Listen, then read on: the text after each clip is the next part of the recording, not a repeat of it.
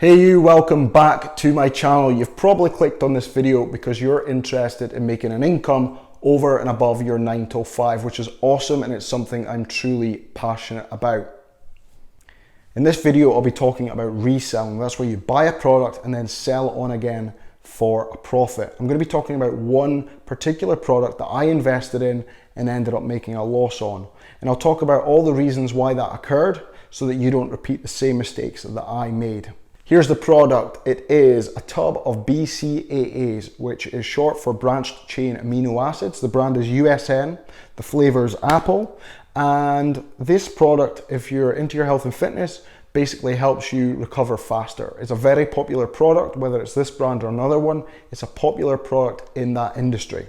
So where did I buy this product from? I bought it from www.johnpieauctions.co.uk. I'll link below to the website. John Pie Auctions is a business that auctions off products for businesses. So for example, a business may have gone into administration, so they need to liquidate all their stock, and therefore John Pie Auctions does this for them and gives them that money back. Also, companies that may have returns, they may send the returns to John Pie Auctions to get auctioned off. Maybe it's faulty goods. Sometimes there's nothing wrong with the goods. For example, this product here was in perfect condition, and there's many others like that on John Pie Auctions. So that's where I got it from. So before I made the decision to pay £15.78 per tub, I first of all had to go to eBay to see how much I could actually sell it for to make sure I wouldn't pay too much for it and I could actually make a profit. So these were selling for £27.99 on eBay with free postage and packaging. Postage and packaging for a parcel this size is £3.10. So you take your £27.99, call it 28 quid, less your £3.10, call it £3. You're at £25 you can actually sell the product for. I paid £15.78, call it £16. So you're looking at 4 plus your 25, so it's £9. Now what you've also got to take into account is there's a PayPal fee, which is 2.9% plus 30 pence. That's 2.9% of the amount the buyer pays you. And then you've got your eBay fee, which is 10% of the amount the buyer pays you. So you've got to take that into account as well. So roughly I'm making about £8 per container. And you might think £8, that's not too bad considering you're actually paying, 16 quid for it roughly. So good margins. But at the end of the day, it's £8. So £8 to take the tub, wrap it up, list it on eBay, go to the post office, because that's the work that you're doing. Is that enough? Some people would say no. I'd probably agree with them. £8 is not necessarily enough.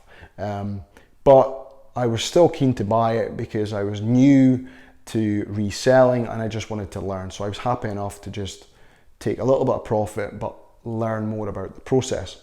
In hindsight, I would say do not be emotional, and if the numbers just don't work, then don't do it. So you might be thinking, well, Grant, you're still making a profit. It can't be that bad. How can this be the worst investment you've made when it comes to reselling?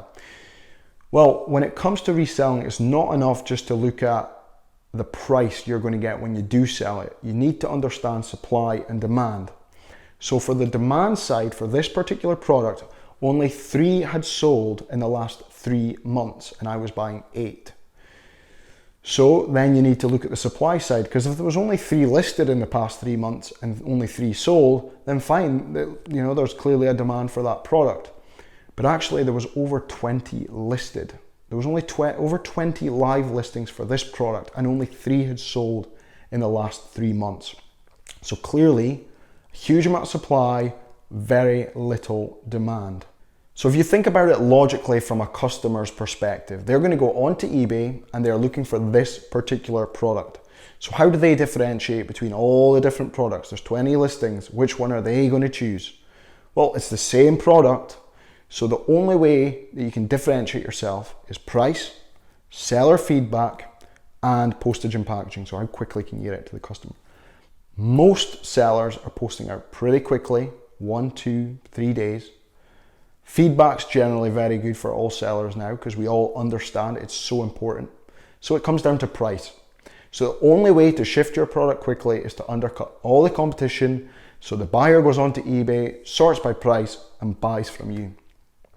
So my problem was I had 8 containers And I wanted to shift them because I wanted to get my money back to reinvest and buy more things. So unfortunately, I listed them for a while at like $24.99 to try and make some money. Nothing happened. $19.99, nothing happened for a long time, weeks. And then I was like, do you know what? I need to just cut my losses, take it as a lesson learned, and I was flogging them for 15 quid.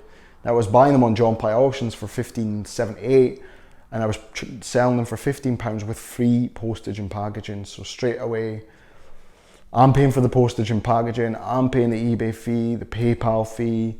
I'm the one that's gonna, I'm actually paying someone else so that I have to go to the post office and post these and wrap them and all the time associated with that.